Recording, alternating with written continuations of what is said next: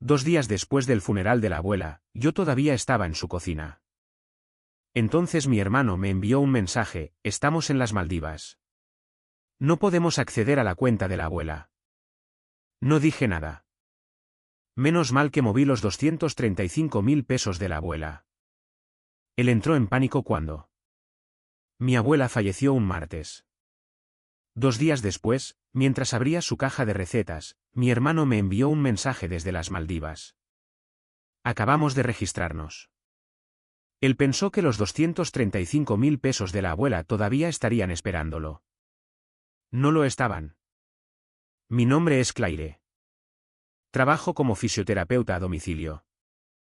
Voy a las casas de las personas y les ayudo a recordar cómo ponerse de pie, cómo caminar al baño, cómo alcanzar el estante superior sin caerse. La mayoría de mis pacientes son mayores. Muchos de ellos viven solos. Mi trabajo no se trata realmente de los ejercicios. Se trata de notar las pequeñas cosas que no dicen en voz alta. Una mueca de dolor que intentan ocultar. Un estante que se ha vuelto demasiado alto para que lo alcancen. La expresión en su rostro cuando alguien más tiene que hacer lo que ellos solían hacer por sí mismos. Aprendí a ver esas pequeñas cosas de mi abuela años antes de saber que estaba aprendiendo. Quiero hablarles de ella antes de llegar a mi hermano, porque si no la entienden a ella primero, la historia de mi hermano no se percibirá como es debido. Ella era el tipo de mujer que mantenía las cosas cálidas después de que el resto de la familia había olvidado cómo hacerlo. Mi abuelo había fallecido mucho tiempo antes que ella. No vendió la casa del lago. Se quedó. Mantuvo pulido el columpio del porche. Encendía una pequeña lámpara en la ventana delantera cada tarde a las 5 sin falta porque decía que una casa también debería parecer que alguien vive en ella desde el exterior. Cuando era niña, si tenía problemas en la escuela, ella no me preguntaba al respecto. En cambio, preparaba algo en su cocina. Pan de plátano, un pastel de frutas, algo con canela. Para cuando la casa olía a lo que fuera que estuviera haciendo, yo generalmente ya había olvidado por qué estaba triste. Iba a la casa del lago los fines de semana, incluso después de tener la edad suficiente para tener mi propia vida. Llevé a mi esposo Daniel allí por primera vez hace 6 años, y la vi observarlo en silencio. De la manera en que observaba a todos, le preparó té dulce. Decidió que él estaba bien en unos 4 minutos.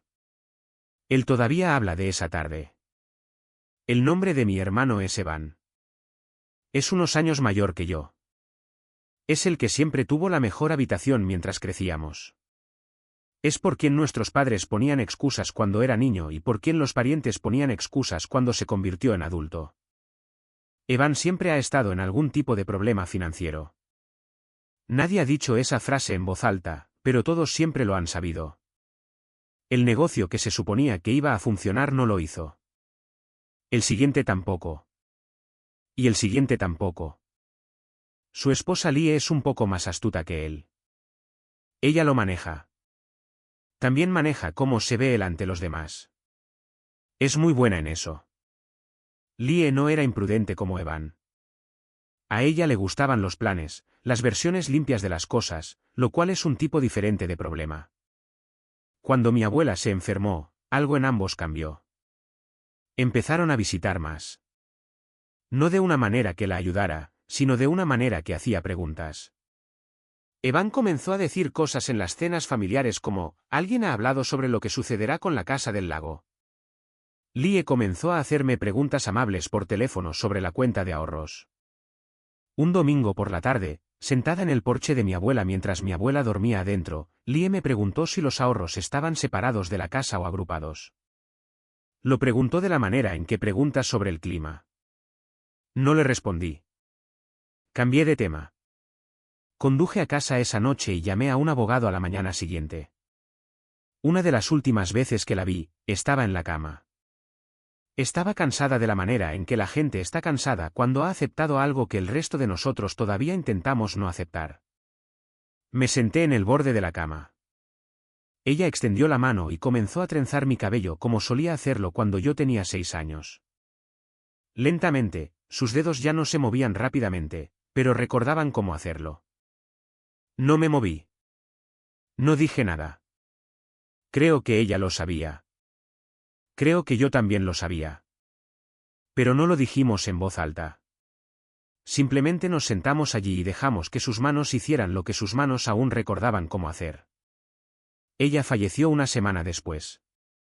No lloré en el funeral. Había llorado la noche anterior, sola en mi auto en un estacionamiento fuera del hospicio. Para cuando la gente estaba de pie comiendo cazuelas en su cocina, yo ya estaba de camino a la oficina de un abogado. Mi abuela había preparado la mayor parte en silencio meses antes. Mi trabajo no era luchar por nada.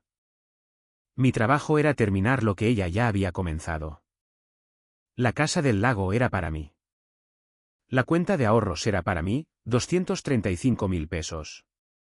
Lo había arreglado para que, al final de esa semana, el dinero ya estuviera en una cuenta a la que solo yo podía acceder legalmente. No Evan, no Lie, nadie. Cuando le pregunté al abogado por qué lo había hecho de esa manera, hizo una pausa. Luego me dijo lo que ella le había dicho cuando lo prepararon. Ella había dicho, Evan peleará con ella por esto. Él siempre lo hace. Es mejor que ella lo tenga antes de que él se entere. Me senté en la oficina de ese abogado y sostuve esa frase con ambas manos. Mi abuela no me dejó todo porque me amara más que a mi hermano.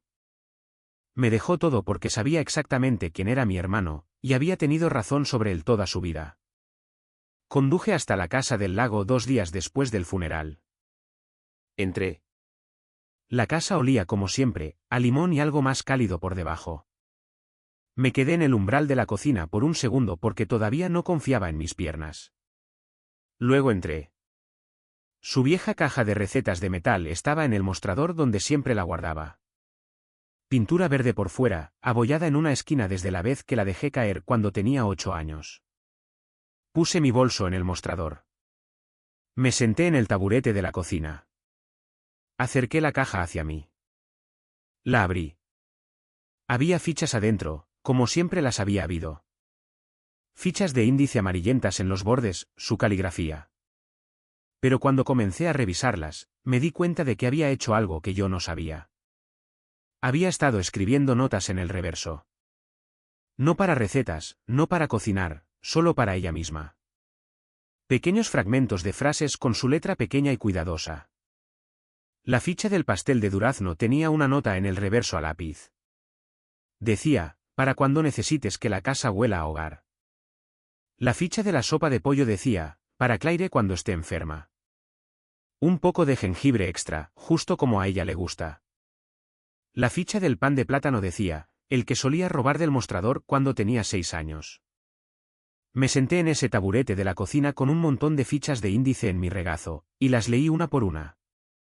Había años de ellas, pequeñas frases que se había escrito a sí misma sobre mí, cosas que había notado y nunca me había dicho en voz alta.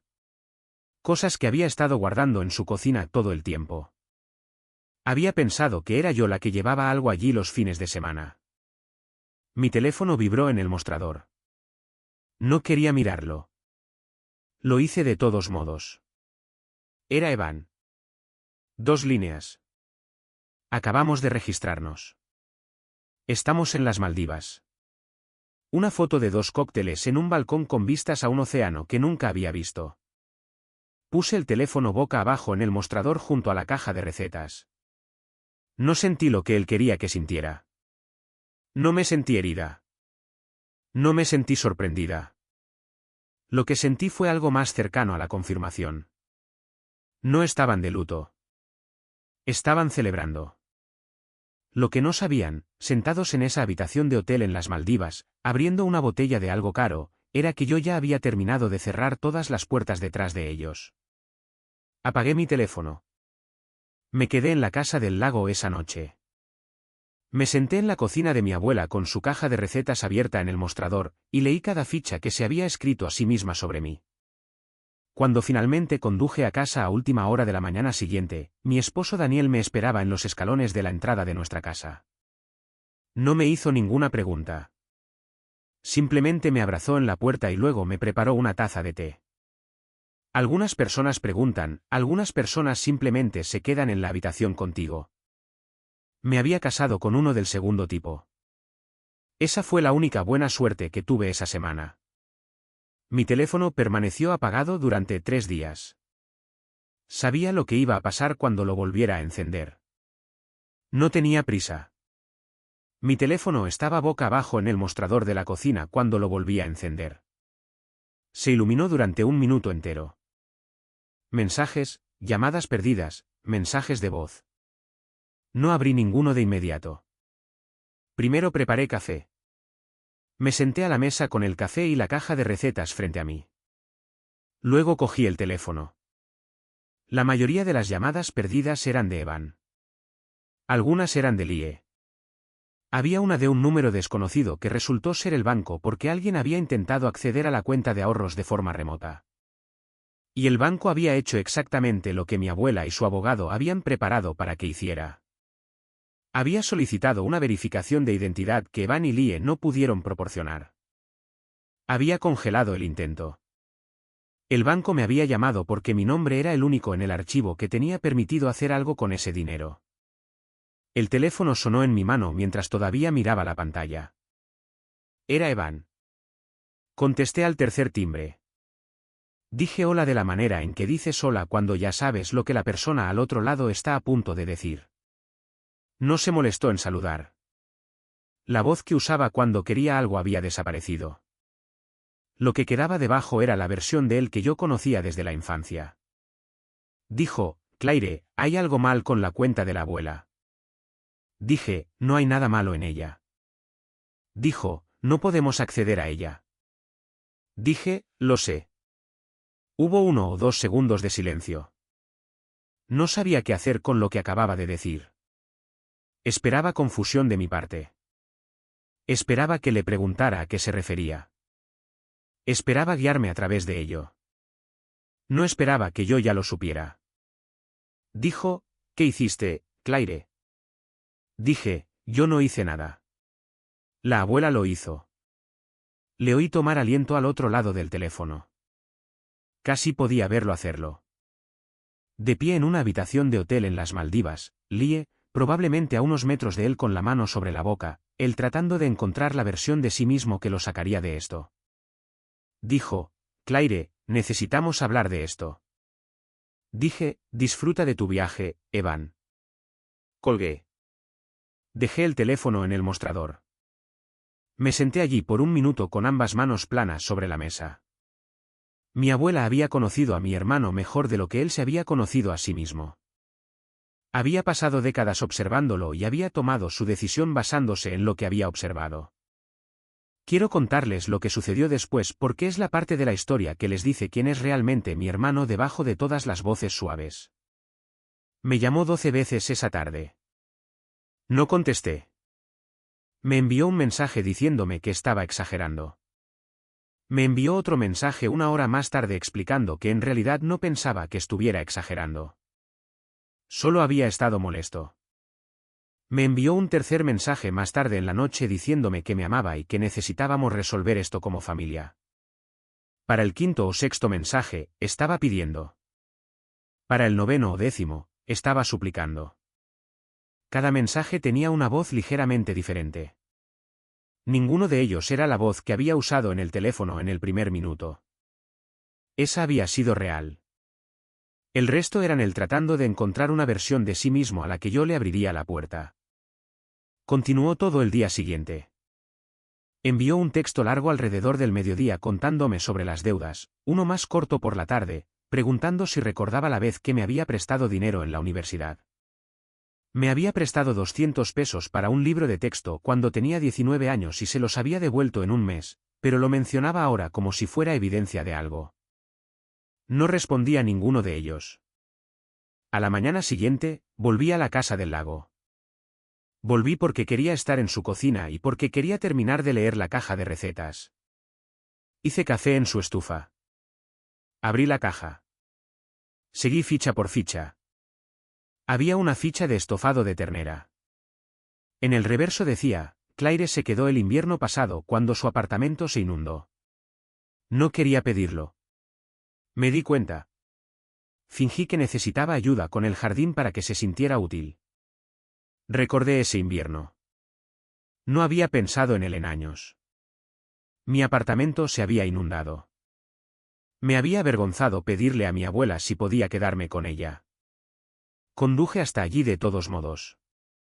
Me recibió en la puerta y me dijo que se alegraba de que hubiera venido porque tenía todo un proyecto en el jardín para el que no tenía energía para hacerlo sola y si no me importaría ayudarla. Me sentí mejor de inmediato.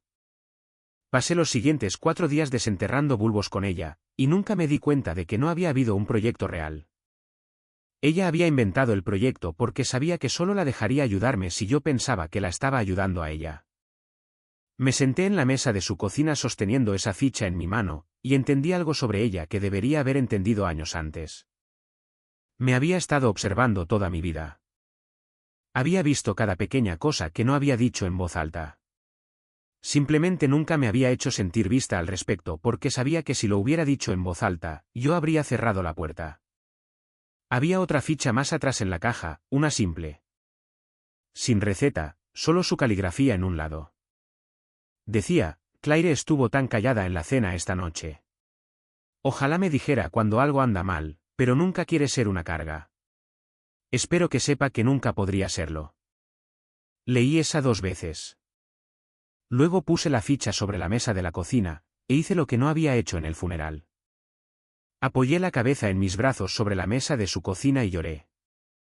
No por mucho tiempo, tal vez 4 o 5 minutos. No estaba llorando porque se había ido. Estaba llorando porque había estado allí todo el tiempo. Había estado justo allí en su cocina observándome, tomando notas en el reverso de las fichas de índice, y yo no lo había sabido. Y ahora lo sabía, y ella no iba a estar allí cuando entrara con lo que había descubierto. Me sequé la cara. Cerré la caja de recetas. Me senté allí un rato más con la mano apoyada en la tapa. Conduje a casa esa tarde. Daniel estaba en el sofá cuando entré. No me preguntó cómo había ido el día. Se movió para que pudiera sentarme a su lado. Apoyé la cabeza en su hombro. Puso su mano en mi rodilla. Nos sentamos así un rato. Dijo, tienes permitido tener un día difícil. Dije, lo sé. Dijo, solo quería decirlo en voz alta por si lo olvidabas. No le respondí. No necesitaba hacerlo. Esa era toda la frase que necesitaba escuchar. Volví a la casa del lago a la mañana siguiente. No podía mantenerme alejada de esa cocina. La caja de recetas todavía estaba en el mostrador donde la había dejado. Seguí leyendo. Había una ficha más metida cerca del frente como si la hubieran sacado y vuelto a poner recientemente. La nota en el reverso era una línea. Decía, espero que sepa cuánto la amo. Nunca lo digo lo suficiente. Dejé esa ficha en el mostrador. No leí el resto ese día. Mi teléfono vibró en la mesa de nuevo. Era Lie esta vez. Escribió, Claire, realmente necesitamos sentarnos y hablar sobre esto. Dijo la palabra adjuntos. Dijo la palabra familia. Usó la palabra malentendido. Era buena para estos mensajes. Tenía práctica. Tampoco le respondí a ella. Durante los 2 días siguientes, los mensajes disminuyeron. Luego se detuvieron. Luego sus redes sociales también se detuvieron. Durante los primeros días del viaje, Lie había estado publicando constantemente. Piscina privada, cena al atardecer. El hashtag de descanso para la salud mental debajo de una foto de un cóctel. Después de la llamada telefónica conmigo, no publicó nada más.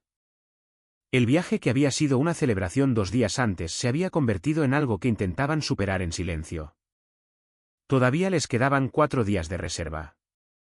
No había nada que publicar sobre un viaje en el que estabas atrapado después de haber perdido lo que habías volado allí para celebrar. Conduje a casa el último día de su viaje. Daniel estaba en la cocina cuando entré. Me miró. Lo miré. Dijo, aterrizan esta noche. Dije, lo sé. Dijo, va a querer una reunión. Dije, lo sé. Dijo, ¿quieres que esté allí? Lo pensé por un segundo. Luego dije, no. Dije, esto me tocaba manejarlo a mí. El mensaje de Evan llegó poco después de las 11 de esa noche. Habían aterrizado. Dijo que necesitaban reunirse mañana. En casa de la abuela. Escribí una sola palabra de vuelta. De acuerdo. No dormí bien esa noche. Me quedé en la cama junto a Daniel en la oscuridad y pensé en el columpio del porche y la pequeña lámpara en la ventana delantera y las fichas de índice. Pensé en la frase que el abogado me había dicho que mi abuela había dicho. Es mejor que ella lo tenga antes de que él se entere. Pensé en cuánto había sabido ella sobre ambos, durante cuánto tiempo, mientras no había dicho nada en las cenas y sonreía y hacía pastel de frutas y fingía que necesitaba ayuda en el jardín. Mañana, iba a sentarme en su cocina frente a mi hermano, y le iba a decir lo que ella había sabido todo el tiempo y había sido demasiado amable para decírselo ella misma. Llegaron al camino de entrada alrededor de las 10 de la mañana siguiente. Yo ya estaba en la cocina cuando oí el coche. Había hecho café. Había vuelto a poner la caja de recetas en el mostrador donde mi abuela siempre la había guardado. No había sacado las fichas. No necesitaba hacerlo. Esas fichas eran mías ahora. Y no había nada que mi hermano fuera a decir en esa cocina que fuera a cambiar lo que había en ellas. Él entró primero. No llamó. Entró en la casa como siempre había entrado en su casa, como si le perteneciera. Lee estaba detrás de él. Caminaba más despacio. Su mano estaba en la correa de su bolso y sus nudillos estaban blancos alrededor de ella. Todavía estaban bronceados por el viaje. Se veía mal en ellos en esa casa. Evan se sentó a la mesa de la cocina sin que se lo pidieran. Lee se quedó de pie. Evan dijo mi nombre. Había vuelto a la voz suave. Dijo, Claire, necesitamos resolver esto. La cuenta, la casa, todo. Saqué la silla de enfrente y me senté. Dije, no hay nada que resolver, Evan. La abuela me lo dejó todo a mí. Ya está hecho. Dijo, eso no es posible. Dije, lo es, y está hecho. Se reclinó un poco. Se pasó una mano por el pelo. Luego la voz suave comenzó a quebrarse. De la manera en que siempre se quiebra cuando la voz suave no funciona. Dijo, Claire, esto es una locura. La manipulaste. Estaba enferma. Estabas aquí todas las semanas. Tenías acceso y el resto de nosotros no. Lo miré. Dejé que la frase reposara en la mesa entre nosotros por un segundo. Luego dije, estuve aquí todas las semanas porque nadie más lo estaba. Lee habló por primera vez. Dijo, Claire, esto no es justo. Somos familia. La miré. Dije, fueron a las Maldivas 2 días después de que ella falleciera. Eso es lo que hicieron con su familia. Lee no tenía una frase para eso. Su boca se abrió ligeramente y luego se cerró. Miró a Evan. Evan estaba mirando la mesa. Evan se inclinó hacia adelante. Dijo, Claire, tengo deudas. Dije, lo sé. La abuela también lo sabía. Por eso me lo dejó a mí. No esperaba que dijera eso. Su rostro hizo lo que su rostro hace cuando la habitación ya no es suya. Abrió la boca para responder. No tenía una respuesta. La frase se quedó allí. Lee se volvió hacia él. Dijo, me dijiste que se repartía. Él no respondió. Esa fue la primera cosa honesta que había hecho en toda la mañana. Lee se quedó allí por un segundo con su bolso en la mano como si estuviera decidiendo si estaba enojada conmigo, enojada con él, o simplemente cansada. Luego se dio la vuelta y salió. Oí abrirse y cerrarse la puerta de su coche afuera. Evan todavía estaba sentado a la mesa. No se había movido. Dije, Evan, no voy a vender esta casa. Ni este año. Ni el próximo. Ni nunca. Puedes venir de visita si alguna vez decides visitar de verdad. Pero no te llevarás nada. Dijo, no puedes simplemente dejarnos fuera. Dije, yo no te dejé fuera. Lo hiciste tú, 2 días después del funeral. Me puse de pie. No levanté la voz. Caminé hacia la puerta principal. La abrí. Me quedé junto a ella y esperé. Él se sentó a la mesa por unos segundos más. Luego se levantó. No dijo nada más. Pasó junto a mí. Cerré la puerta detrás de él. No con fuerza, solo por completo. Me quedé en el pasillo por un minuto con la mano en el pomo de la puerta. Luego volví a la cocina. Salí por la puerta trasera al porche. El columpio del porche estaba donde siempre había estado. Me senté en él. Puse un pie en el suelo y me impulsé un poco. Las cadenas hicieron el pequeño sonido que siempre han hecho. El lago estaba en calma. El sol estaba casi en su punto más alto. Me senté allí durante mucho tiempo. No lloré. Simplemente estaba sentada en el columpio donde ella solía sentarse. En una casa por la que no tenía que luchar para quedármela. Pensé en ella allí fuera. Los últimos veranos todavía había podido bajar al porche por su cuenta. Se sentaba en ese columpio por las tardes con una taza de té y observaba la luz moverse sobre el agua. Le había preguntado una vez, tarde en una de esas noches, en qué pensaba cuando se sentaba aquí sola. Me había mirado por un segundo, luego había dicho, no mucho. Había dicho, simplemente me gusta cómo suena. El agua, la madera. No había entendido lo que quería decir en ese momento. Sentada en ese columpio la mañana después de que Van se fuera, finalmente lo entendí. En algunos lugares no te sientas a pensar. Te sientas en ellos para que el pensamiento se detenga por un momento. Pensé en mi abuela en ese columpio. Pensé en ella sentada allí sola por las tardes cuando nadie había conducido para verla. Pensé en cuánto había sabido sobre su propio hijo, cuánto había sabido sobre ambos, y cómo al final había tomado su decisión en silencio y con antelación y no había cargado a nadie con el peso de ello hasta que ya se había ido. Así era ella, una mujer que había hecho las partes más difíciles de su propia vida por sí misma para que el resto de nosotros no tuviéramos que hacerlo. Después de un rato, volví adentro. Fui a la cocina. Acerqué la caja de recetas hacia mí. La abrí.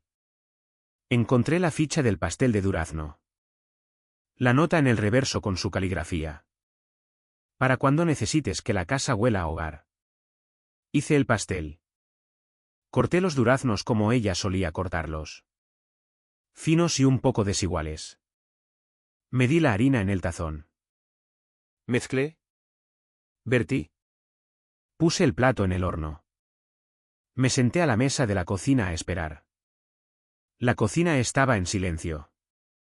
El único sonido era el zumbido del horno y un pájaro fuera de la ventana. Después de unos 15 minutos, el olor comenzó a salir del horno. Esa era la parte para la que no estaba preparada. No había llorado en la cocina en todo el tiempo que Van estuvo en ella. No había llorado cuando cerré la puerta detrás de él. No había llorado en el porche. Pero me senté en la mesa de su cocina con el olor de ese pastel llenando la habitación a mi alrededor. Y puse mis manos planas sobre la mesa y lloré. No por mucho tiempo, tal vez 3 o 4 minutos. La cocina olía a ella de nuevo, y mi cuerpo lo supo antes que mi mente, y ella no iba a volver a entrar por la puerta. Cuando sonó el temporizador, me sequé la cara. Saqué el pastel del horno. Lo puse en el mostrador para que se enfriara. Daniel llegó aproximadamente 1 hora después. Le había dicho esa mañana que subiera cuando lo llamara. Lo había llamado desde el porche después de que Van se fuera. No preguntó cómo había ido. Entró en la cocina. Puso su mano en la parte baja de mi espalda por un segundo. Luego se sentó a la mesa. Puse 2 platos pequeños sobre la mesa. Puse una cucharada del pastel en cada uno. Él cogió su cuchara. Dio un bocado. Cerró los ojos por un segundo, como hace cuando está probando algo con cuidado. Los abrió. Dijo, Claire, esto está realmente bueno. Dije, es de ella. Él dijo, ahora es tuyo. No dije nada. Cogí mi cuchara y también probé un bocado. Me senté en la mesa de su cocina con mi esposo y comí el pastel de durazno de mi abuela en una cocina por la que ya no tenía que pelear con nadie más. No recuerdo haber hablado mucho después de eso. Recuerdo la ventana sobre el fregadero. Recuerdo la forma en que la luz cambiaba en la habitación a medida que se hacía más tarde. Recuerdo la mano de Daniel extendiéndose sobre la mesa en un momento y quedándose allí hasta que puse mi mano en la suya. Recuerdo lo último que le dije antes de que limpiáramos. Dije, ojalá ella supiera que lo sé. Él dijo, lo sabía. Dejó las fichas, ¿no es así? No lo dijo como una gran frase. Lo dijo como algo simple que le dices a alguien que amas en una cocina cuando el día casi ha terminado. Mi abuela me dejó una casa. 235.000 pesos y una caja de metal llena de recetas. Mi hermano pensó que a él también le había dejado algo. Y así fue. Le dejó la verdad sobre quién era él cuando ella más lo necesitó. No tuve que pelear con él por el dinero. La abuela ya había hecho la parte difícil. Yo solo la terminé. Tampoco peleé con él por la casa. Luché por lo que había dentro de ella. El olor de la cocina, el columpio en el porche y la prueba, de su puño y letra, de que me habían amado todo el tiempo. Si alguien te amó en silencio y solo lo entendiste más tarde, cuéntame esa pequeña cosa que te hizo darte cuenta. Una nota, una costumbre, algo que recordaron. Leo los comentarios y me encantaría escuchar los suyos. Díganme su ciudad y hora local en los comentarios. Siempre me encanta ver desde dónde están escuchando todos.